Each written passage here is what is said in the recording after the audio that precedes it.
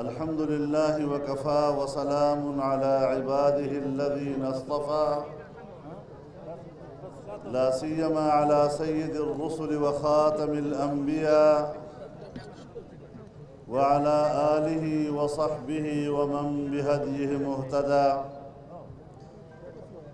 أما بعد فأعوذ بالله من الشيطان الرجيم. بسم الله الرحمن الرحيم. يريدون ليطفئوا نور الله بأفواههم والله متم نوره ولو كره الكافرون. صدق الله العظيم. جناب صدر محترم، حضرات علماء کرام،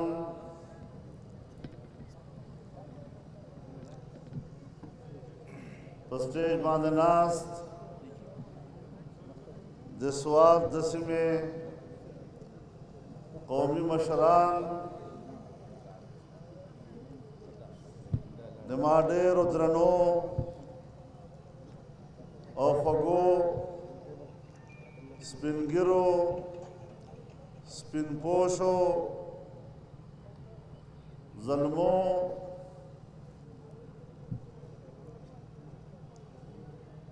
زه ډېر شکر گزار یم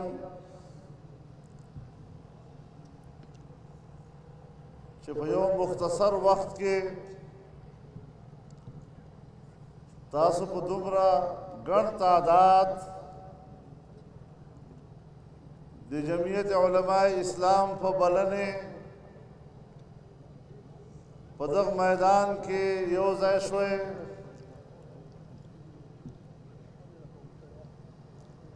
دا له جمعیت علماء اسلام سره د ستاسو کلکې وابستګۍ، د تاسو اعتماد او د محبت نښه ده. سوات خلکو له دغې برګې جنډې سره او له جمعیت علما سره ہمیشہ محبت کړی ده او انشاءاللہ دې کې به اضافه کیږي، کمای به پکې نه راځي. زما محترم ورونو، په پاکستان کې بنیادی مسله دا ده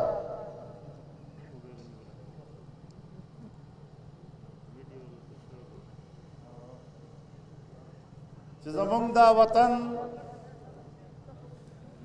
چې کله نه جوړ شوی ده، نن 80 کاله پوره شول. په دغو 80 کالونو کې د پاکستان په سیاست، د پاکستان په نظام حکومت د هغو خلکو حکومت ده، د هغو خلکو قبضه ده چې هغه مذهب بیزاره دي، بظاهر ځان ته لیبرل وایي او دا نظریه لري چې مونږ کلمه وایو،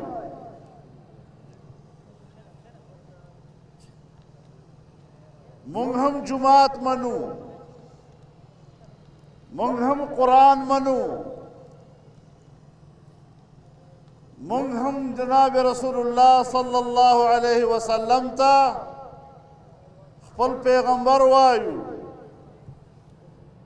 نو تاسو څه په پاکستان کې د اسلام خبرې کوئ؟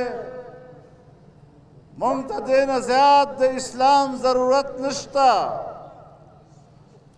د پاکستان اسلام ضرورت په دې پوره ده چې مونږ کلمه وایو.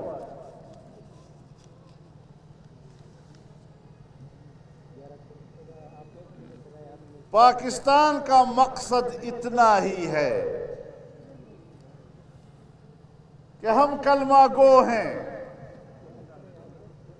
ہم اللہ پر ایمان رکھتے ہیں، ہم اللہ کی کتاب پر ایمان رکھتے ہیں، ہم اللہ کے قرآن کو مانتے ہیں اور اس کی تلاوت کرتے ہیں۔ اس سے زیادہ ہمیں پاکستان میں اسلام کی ضرورت نہیں ہے۔ ہم ملک کے اقتدار کو اپنی عیاشیوں کے لیے استعمال کرنا چاہتے ہیں، اور یہ نظریہ، اس نظریے کو یہ لوگ روشن خیالی سے تعبیر کرتے ہیں۔ اگر ہم قرآن و سنت کے نظام کی بات کرتے ہیں، قرآن و سنت کی روشنی میں عدل و انصاف کی بات کرتے ہیں،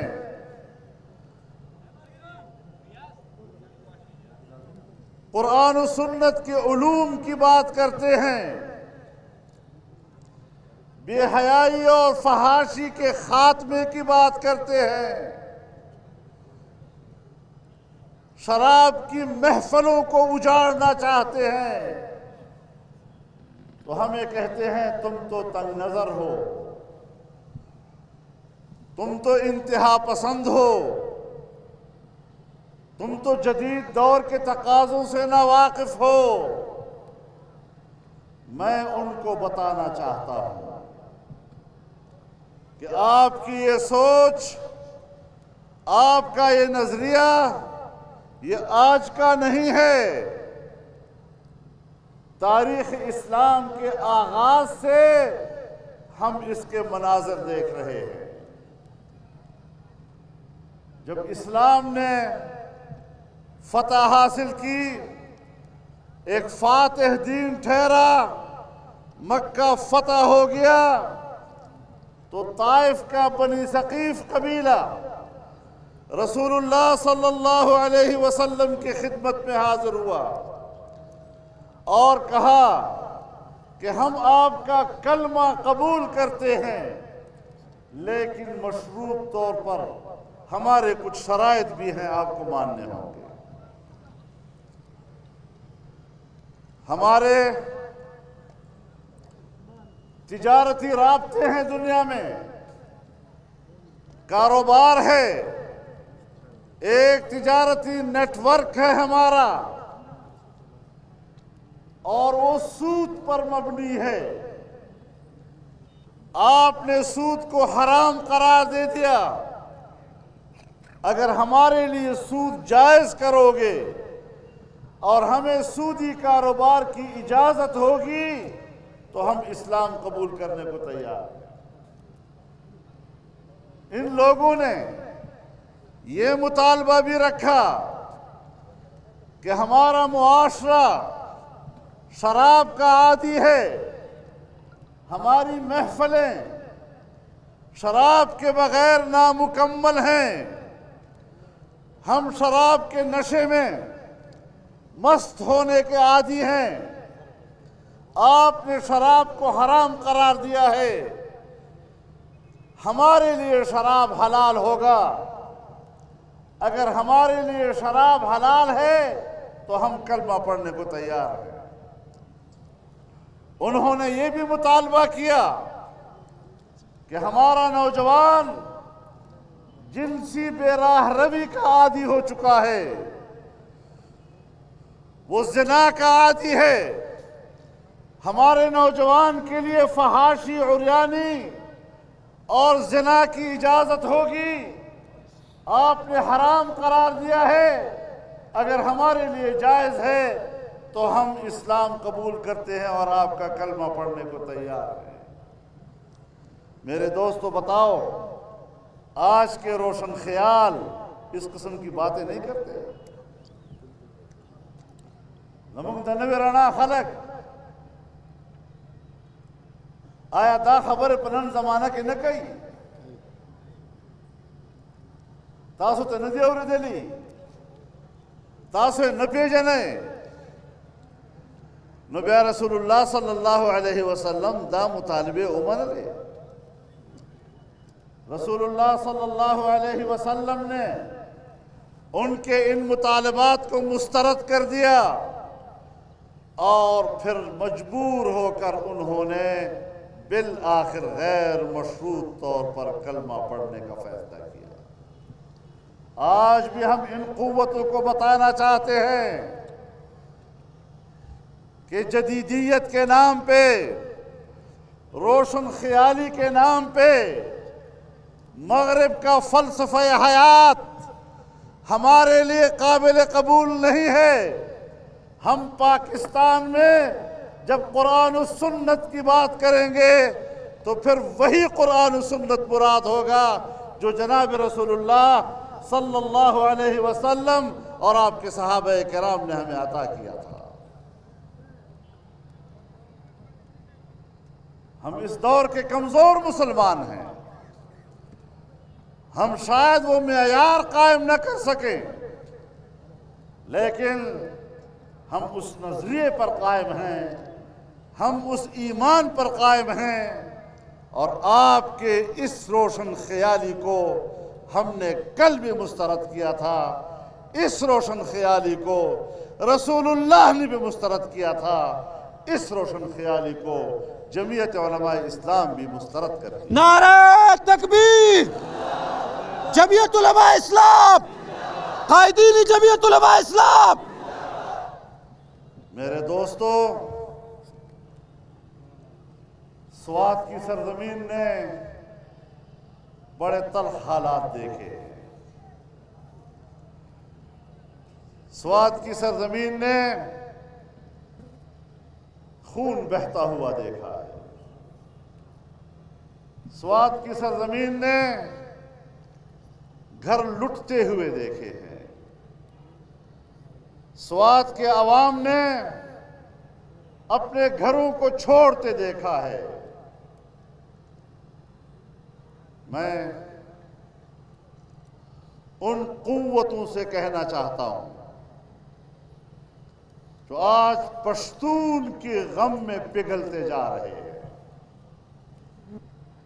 میں ان کو یاد دلانا چاہتا ہوں کہ جب سوویت یونین افغانستان پر حملہ آور ہوا تو آپ افغانوں کے ساتھ نہیں تھے، آپ سوویت یونین کے ساتھ تھے۔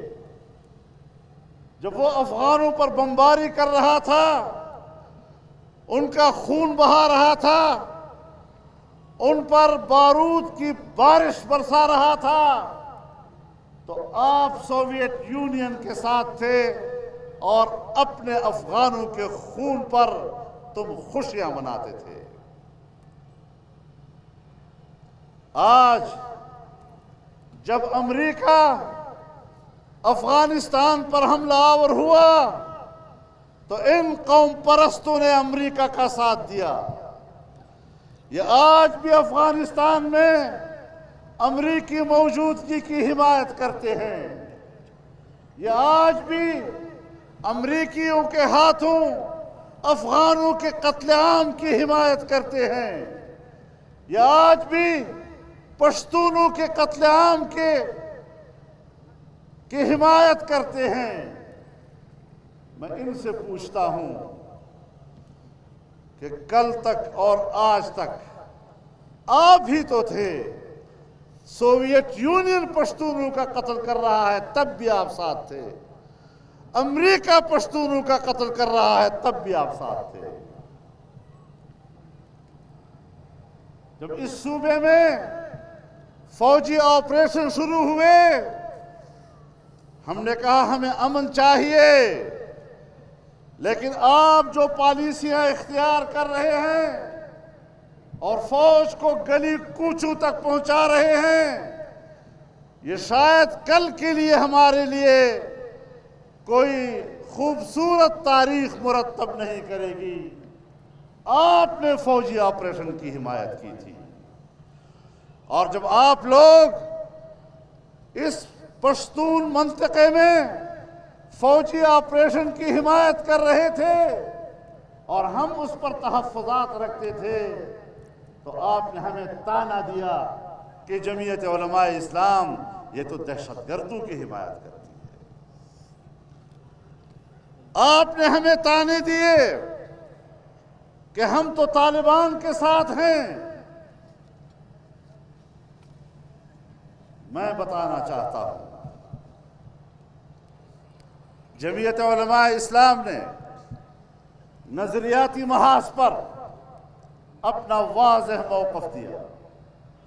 25,000 علماء کرام نے جمعیت علماء اسلام کے پرچم کے نیچے پشاور میں ایک بیانیہ جاری کیا اور واضح طور پر کہا کہ ہم آئین اور قانون کے دائرے سے باہر کسی قسم کی تحریک کی حمایت نہیں کرتے. ہم اس سے لا تعلق رہنا چاہتے ہیں. مسلح جنگ اس سے کوئی وابستگی ہماری نہیں. اور جمعیت علماء اسلام نے نظریاتی محاذ پر مسلح جنگ کی حوصلہ شکنی کی اور اس کی کمر توڑی. ہم نے کوئٹہ میں 10,000 علماء کرام ان کا اجتماع کیا. انہوں نے بیک آواز مسلح جنگ سے لا تعلقی کا اعلان کیا. جمعیت علماء اسلام ہی تو تھی جس نے پنجاب اور سندھ میں اس نظریے کی بنیاد پر سیمینار کیے، آل پارٹیز کانفرنس سے منعقد کی. وفاق المدارس نے پورے ملک کے علماء کرام کو جمع کیا اور پاکستان کے اندر اسلام کے مطالبے کے لیے مسلح جنگ سے لا تعلقی کا اعلان کر دیا تھا. میں آج بھی دعوے سے کہتا ہوں کہ فوج نے قیام امن کے لیے بہت بڑا کردار ادا کیا، لیکن اگر جمعیت علماء اسلام اور پاکستان کی دینی قوتیں وہ اس محاذ پر ان قوتوں کو اور ان کے موقف کو اور ان کے حوصلے کو شکست نہ دیتی تو آپ پاکستان میں امن قائم نہ کر سکتے. ان علماء کی قدر کرو. انہوں نے ملک کو بچایا ہے. یہ پاکستان کے ساتھ کھڑے ہیں. یہ پاکستان کے آئین کے ساتھ کھڑے ہیں. یہ پاکستان کے قانون کے ساتھ کھڑے ہیں اور پاکستان کے نظام کو قرآن و سنت کے مطابق تشکیل دینے کی تحریک آج بھی زندہ ہے.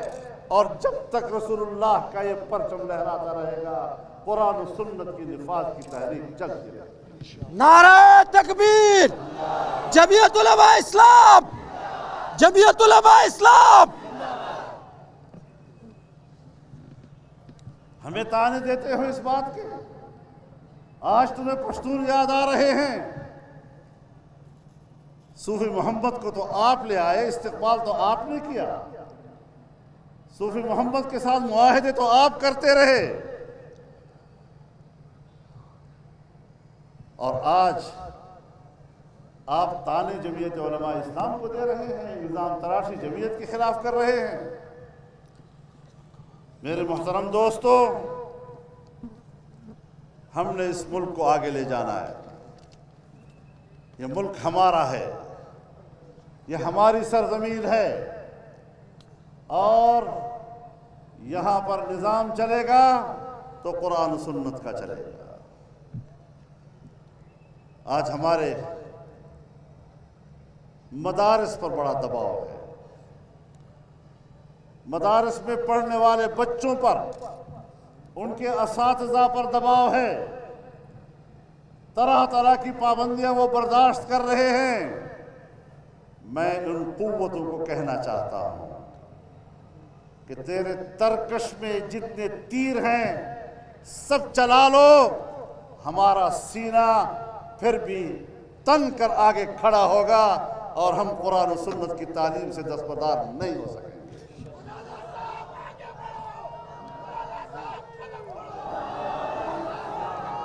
لبیک لبیک لبیک لبیک لبیک لبیک. یہ ساری چیزیں ہم تحمل سے برداشت کر رہے ہیں. کیونکہ ہم جانتے ہیں کہ جو 15 سال سے سلسلہ چلا، بین الاقوامی ایجنڈا یہی تھا کہ مذہبی نوجوانوں کو اشتعال دلایا جائے، ان کو اسلحہ اٹھانے کی ترغیب دی جائے، ان نوجوانوں کو ریاست سے لڑایا جائے اور ریاستی قوت سے مذہب کا نام مٹا دیا جائے۔ نہ مذہبی تنظیم ہو، نہ مذہبی مدرسہ ہو، نہ ادارہ ہو۔ جمعیت علماء کی پالیسیوں نے اور اس کی حکمت عملی نے بین الاقوامی سازشوں کو ناکام بنایا ہے۔ پاکستان کے اندر بین الاقوامی قوتوں کے ایجنٹوں کو ناکام بنایا ہے، اور ان کو انشاءاللہ اسی طرح ناکامی کا سامنا کرنا پڑے گا۔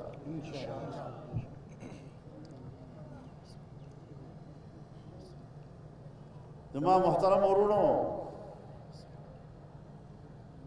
فمنگ تجربے کئی یو زمانہ را باندې پیرنګیانو تجربے کولی،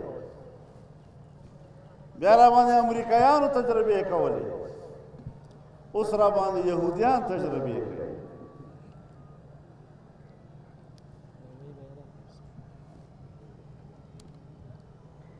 تبصرے پہ ډېرې شوي دي، بار بار پہ شوي دي۔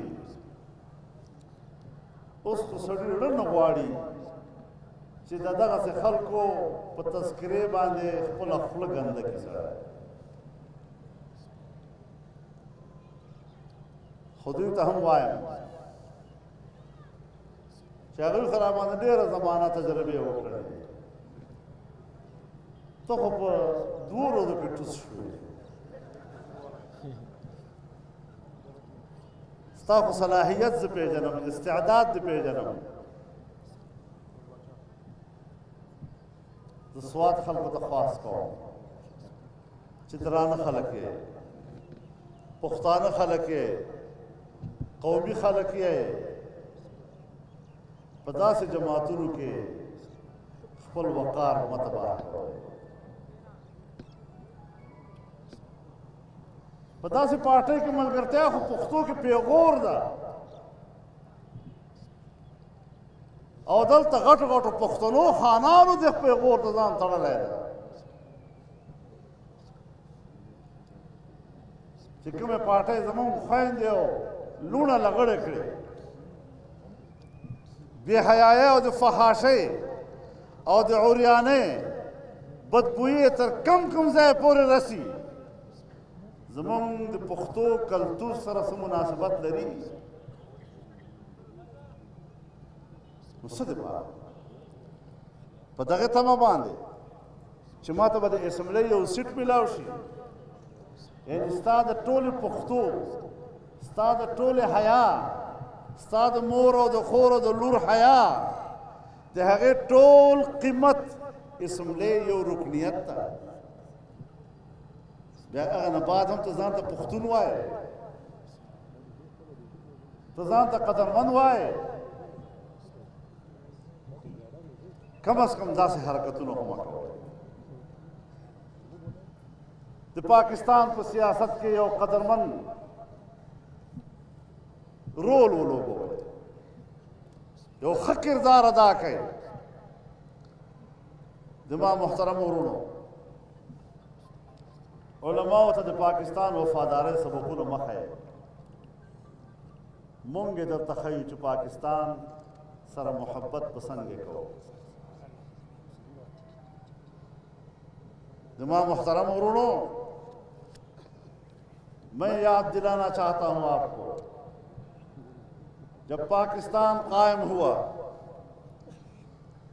اور پاکستان کا اسٹیٹ بینک آف پاکستان بنا اور اسٹیٹ بینک آف پاکستان کے افتتاحی اجلاس ہوا، اور اس افتتاحی اجلاس میں قائد اعظم محمد علی جناح نے تقریر کی، اور اپنی تقریر میں انہوں نے کہا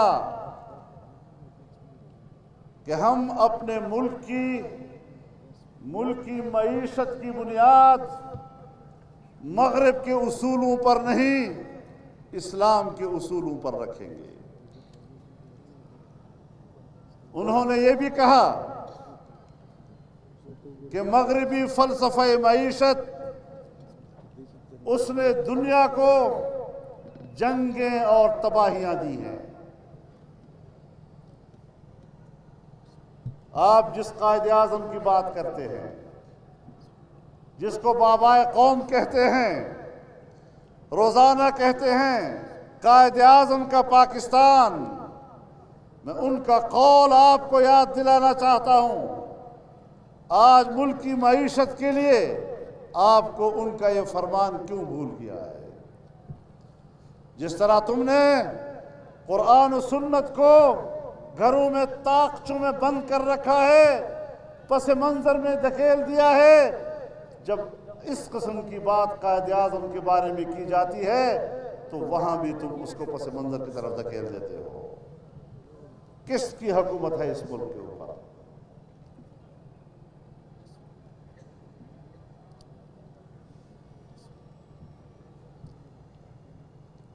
پوری دنیا میں مسیحی قوم کے پوپ، جس کو ہم پاپا روم کہتے ہیں، ابھی والا نہیں، اس سے پہلے والا، اس نے ایک کمیٹی بنائی اور کہا کہ دنیا میں معیشت کے بارے میں کوئی سفارشات مرتب کرو۔ اس کمیٹی نے سفارشات مرتب کی اور ان سفارشات میں لکھا کہ اگر ہم دنیا میں ایک کامیاب معیشت چاہتے ہیں تو پھر ہمیں قرآن کی اصولوں کی پیروی کرنی ہوگی۔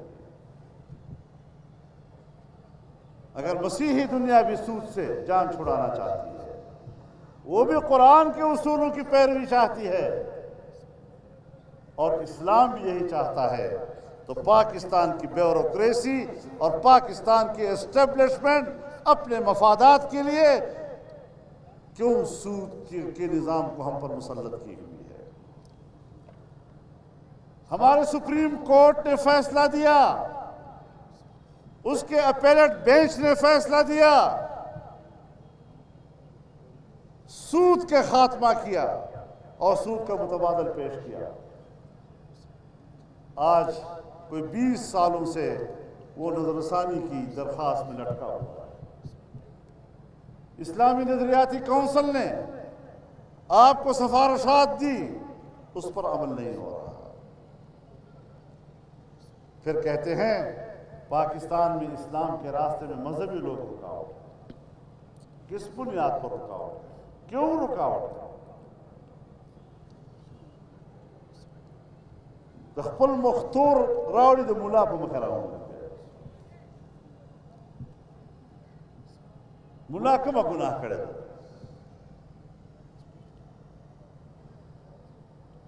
ہمیشہ د ټول قوم د وحدت دپاره کردار ادا کړی۔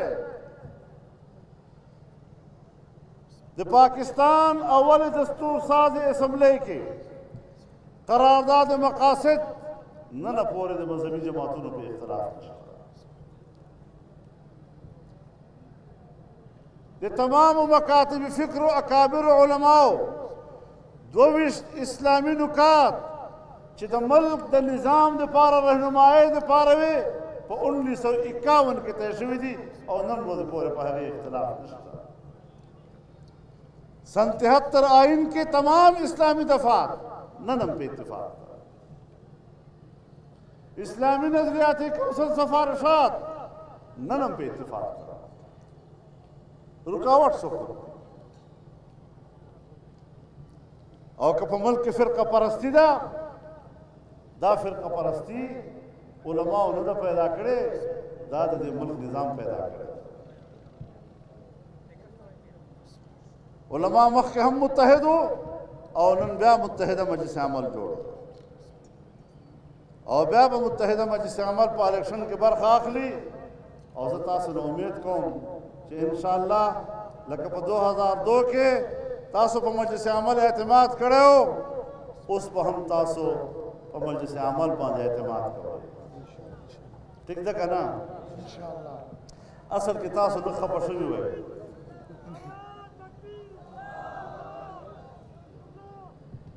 تاسو لږ خفه شوي وئ تاسو هم چې نن واده وکړئ سبا بچی غواړئ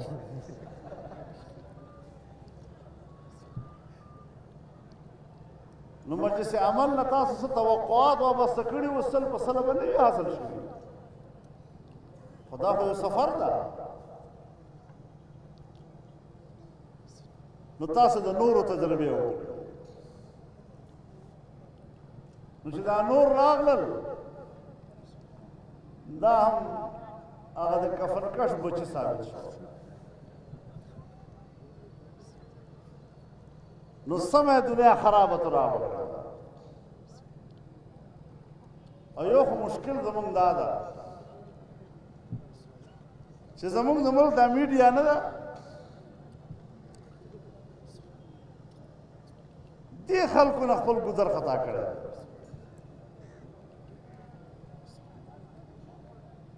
دې مونږ ته ذهن او فکر راکوي مونږ ته اسلام دوی ښیي